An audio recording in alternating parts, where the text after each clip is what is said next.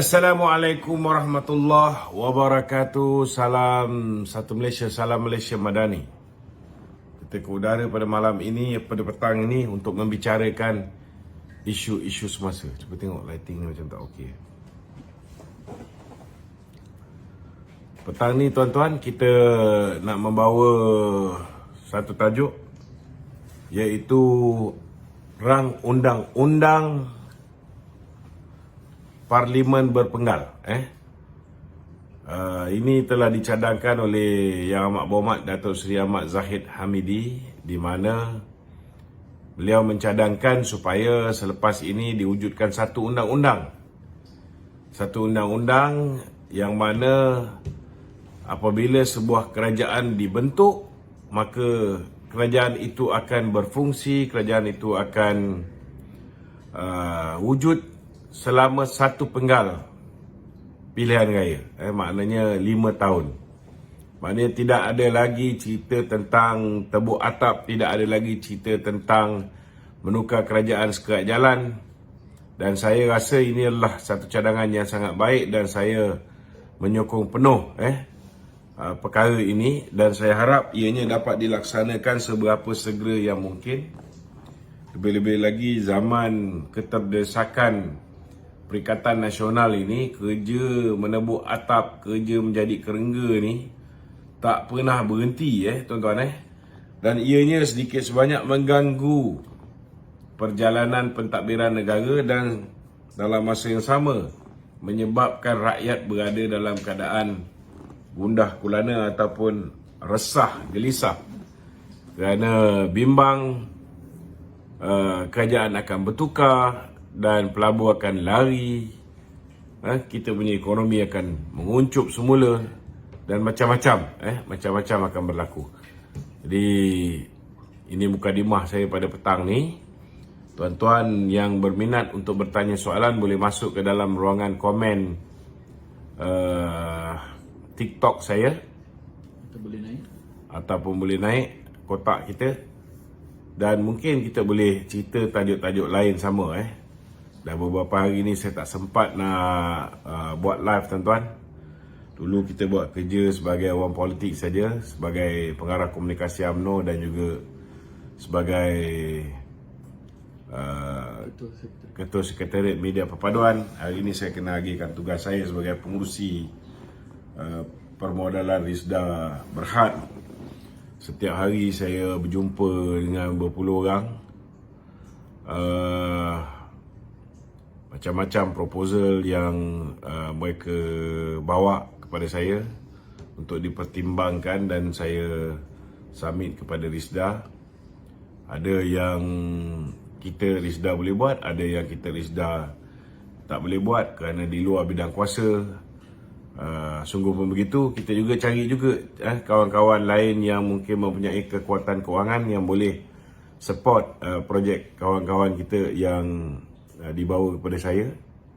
So kita macam matchmaking jugalah tuan-tuan. Maknanya kita menjodohkan mereka-mereka yang mempunyai projek-projek ataupun proposal-proposal dengan sahabat-sahabat yang mempunyai kekuatan kewangan untuk membiayai proposal tersebut, sekiranya ianya tidak dapat dilaksanakan oleh pihak PRB. Kerana PRB pun kita nak, kalau kita nak bagi apa yang dipanggil sebagai pre-financing ataupun post-financing, kita kena pilih kerja-kerja kerajaan ataupun kerja daripada anak syarikat JLC ataupun JLC yang terpilih. Kita tak boleh fund semua benda. Jadi insyaAllah tuan-tuan, semoga kita dapat ringankan masalah-masalah sahabat-sahabat kita, dan dalam masa yang sama kita boleh, ni siapa pula ni, kita boleh meraihkan idea-idea baru, inovasi-inovasi baru yang dibawa oleh sahabat-sahabat kita, insyaAllah. Okey, silakan soalan studio. Okey, saya tertarik berkenaan dengan RUU Akta Parlimen Berpenggal Tetap. Cumanya dari segi demokrasi tu, adakah ianya legit dan bagaimana dengan kesuburan demokrasi tu? Demokrasi tidak pernah menghalalkan tebuk atap. Demokrasi juga betul, kita ada hak, ada demokrasi. Tetapi kita sudah ada Akta Lompat Parti. Cuma Akta Lompat Parti yang sepatutnya boleh membendung daripada aktiviti lompat parti, sepatutnya boleh menjamin kestabilan, disebabkan ianya tidak disempurnakan atas bantahan-bantahan yang dibuat oleh pemimpin bersatu. Hari ini kita lihat ahli parlimen kita boleh merubah apa yang dipanggil sebagai merubah sokongan.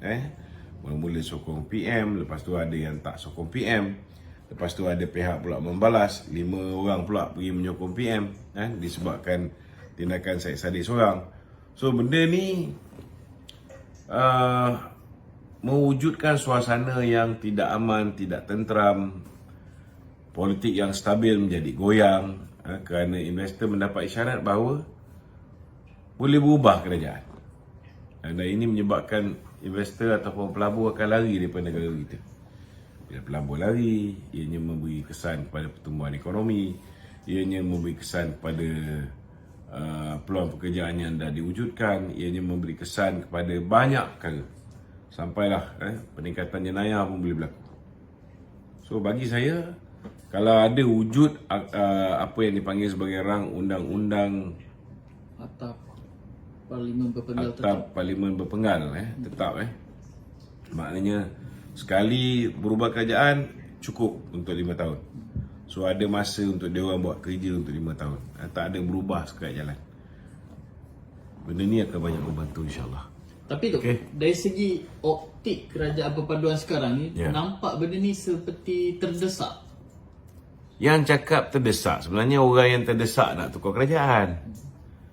Kena faham. Kalau kau tanya dengan geng Taqiyuddin, kau tanya dengan geng Samsuri, kau tanya dengan geng Muhyiddin, Haji Hadi, yang mana yang dah jadi kluster mahkamah dan mungkin boleh jadi kluster mahkamah, memang mereka terdesak nak tukar kerajaan. Mereka tak nak kerajaan ni kekal satu penggal, kan? Tetapi hari ni kita ada 2/3. Bila kita ada 2/3, kalau kita rasa perlu dibuat penambahbaikan dari segi sistem perlembagaan kita ni, kita tak nak sekat jalan baru sebulan 2 bulan jadi kerajaan tukar, sebulan 2 bulan jadi kerajaan tukar, macam parlimen yang lepas, kan? Sepanjang tempoh Yang di-Pertuan Agong Sultan Abdullah menjadi Perdana Menteri, menjadi Yang di-Pertuan Agong sampai 4 Perdana Menteri, kan? Adakah ini baik untuk negara? Tak baik, kan? Sehingga bila keadaan tak stabil, menyebabkan berlakunya darurat dan sebagainya. Tetapi kalau seseorang tu diangkat jadi Perdana Menteri, kerajaan dia tu kekal 5 tahun, maka kita akan tengok less politicking. Ramai orang akan fokus untuk kalau macam kerajaan, mereka akan fokus untuk jaga negara. Macam pembangkang, dia akan fokus untuk menjadi pembangkang yang berkesan. Pembangkang yang baik Pembangkang yang berkesan lah.